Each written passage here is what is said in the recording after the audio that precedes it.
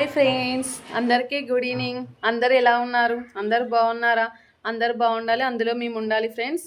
మా పిల్లలకైతే నేను హోంవర్క్ చేయించేశాను. వాళ్ళకు FA1 ఎగ్జామ్స్ అవుతున్నాయి. హాయ్ చెప్పండి నాని. Hi friends. అందరు ఎలా ఉన్నారు అడగండి. వాళ్ళకి FA1 ఎగ్జామ్స్ అవుతున్నాయి.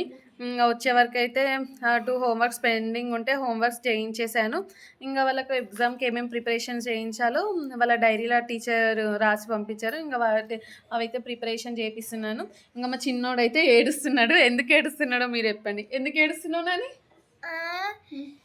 స్కూల్లో హోంవర్క్ పెట్టియలేదు. నీకు హోంవర్క్ పెట్టియలేదా? హోంవర్క్ పెట్టకపోతే ఎవరైనా ఏడుస్తారా?